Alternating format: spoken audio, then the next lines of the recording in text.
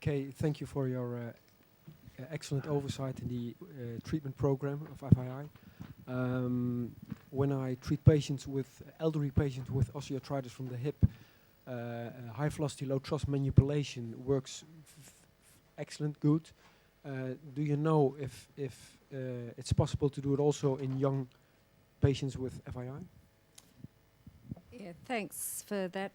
There's very little evidence for any manual therapy, and if anything, all of the recommendations are to minimise the amount that you're doing specific mobilisation on the hip. I think if you're as long as you're not forcing them into positions of impingement, I think that it's worth trying manual therapies, and certainly the stuff from Adam's study as well, where they did different manual therapies in the adductor-related groin pain. So I don't specifically use that technique, but I can't see any reason why it wouldn't work as long as you're not creating more pain, basically. Yeah. Thank you. Another issue that we always have looked at, or are very interested in, you showed posture and pelvic orientation within space. So my clinical experience is that most patients, male patients, have rather a flat back who have impingement. That means they are opening up the pelvis. That means they remove the socket away from the cam deformity, so they are working against the impingement that have. While females with dysplasia, they just walk with a hyperlordosis to cover the femoral head. So by the end, do you ever, our physiotherapists sometimes try to change this, lumbar lordosis. Do you see any value of that? Because I don't think that there is much to do there, because most of them are going in the right direction anyway, and then I'm not sure that you can change anything. Yeah, so there's probably a couple of points there. One is the examples I gave were people where they were going to be increasing their impingement, but clearly there are going to be people that are going to be offloading their impingement. And I agree, if they're offloading their impingement, I don't think we want to be discouraging that. If they were putting themselves in a position that was increasing it, like the anterior pelvic tilt, then I think we should try to. But that said, I think changing posture or habitual movements is very, very difficult to do, and you do need to spend a lot of time retraining as opposed to just saying you need to fix it. You actually need to spend time teaching them how to do it with a lot of feedback. So I think if they've put themselves into postures that are taking them out of impingement, then I think that's a good thing. Because, pelvic tilt is related to acetabular version. So the more pelvic hyperinclination you have, the more retroversion you get. So it would be nice if you could work on that. Yeah.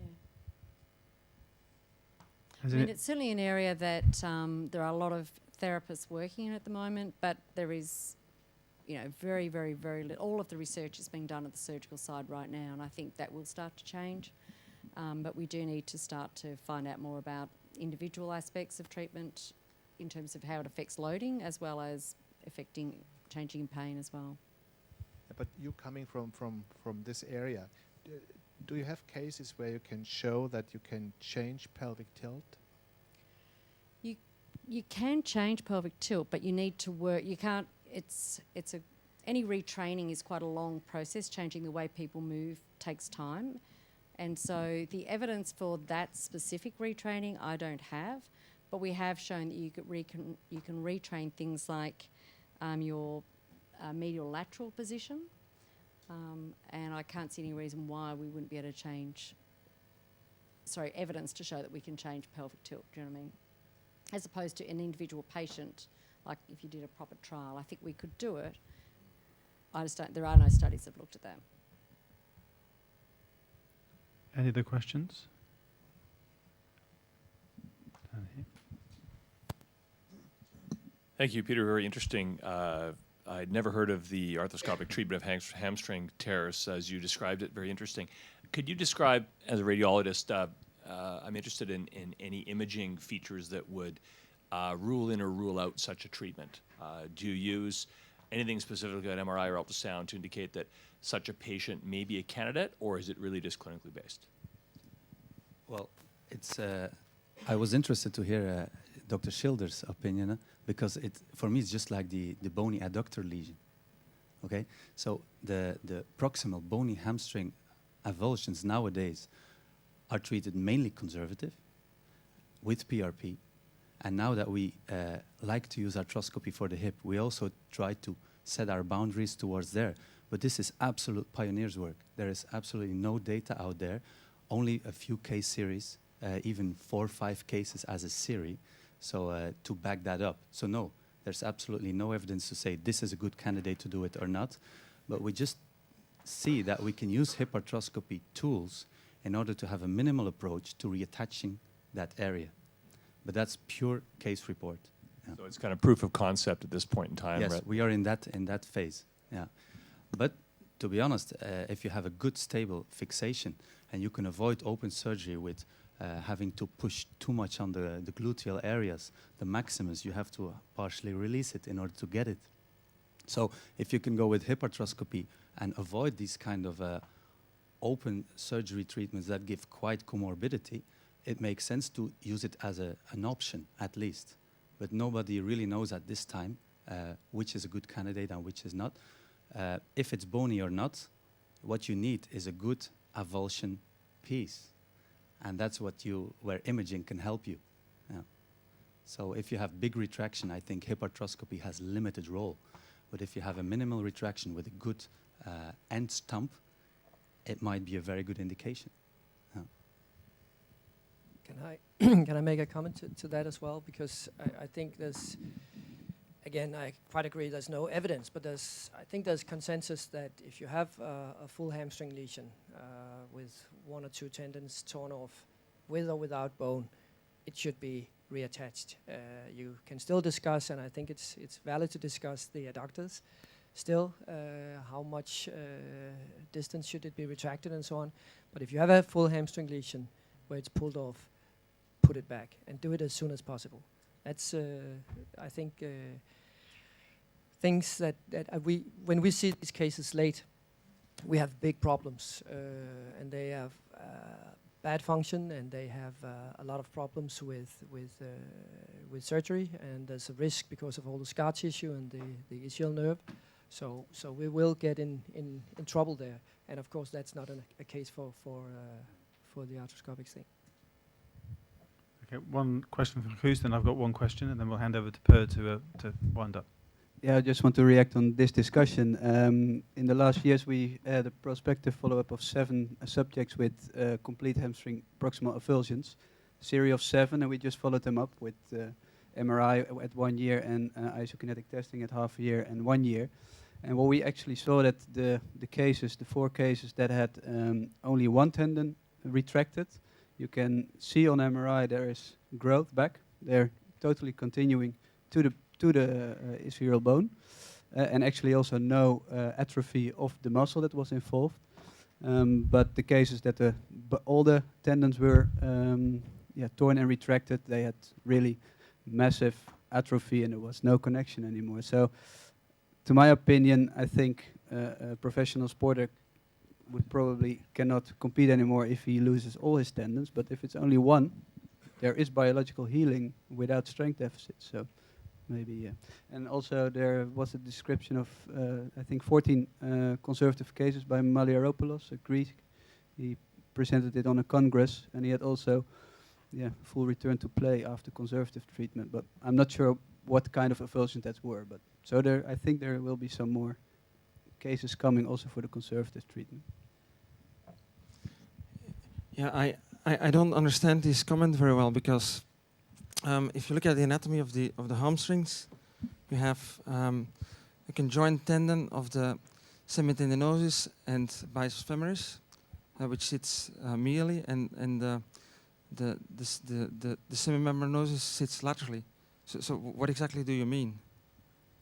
What I mean is there are actually 2 proximal tendons, so you or torn both of them, or the conjoined tendon of the biceps femoris and the semitendinosus, or the semimembranosus. Yeah, it's quite clear on the MRI. And sure, yeah, but an isolated tear of the semimembranosus is very, very rare.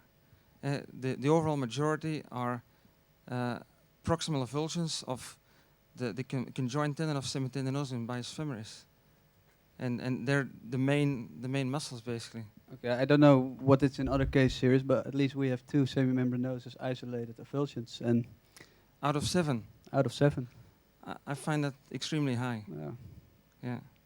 But Okay, I've got one more question, just a slightly different topic. Back to FAI. We've heard about physiotherapy treatment. We've heard about surgery. Seems to be a vogue in elite athletes to give them a steroid injection to get them through to the end of the season. I just wonder what the 2 speakers' thoughts are on using steroids in a joint like this.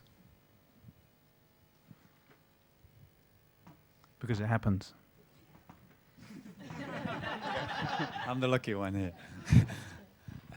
Well, I mean, if we say we don't use them, we all lie. We do use them once in a while. And if we have the idea that it's a synovitis-based pain syndrome that we have to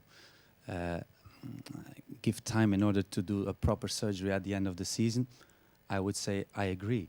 But nobody of us really likes to consider it as a real good treatment that we should evoke every time again. For me, the bupivacaine injection is a very useful tool in order to know how much % of the cam that you might see on the X-ray or that you might encounter in your assessment has to do with the groin pain syndrome. And for me, the lidocaine, we use the Marcaine here, but anyway, the Marcaine injection is very useful because in 1 hour you know the % of hip pain that is related to that area. And that's what I use a lot. But the depot, once in a while, yes, but with very special communication saying what is our timeline, where do we go to, and why do we want to do it? Is it because it's a mechanical dysfunction that gives inflammatory signs? You will reduce the signs, but not the cause.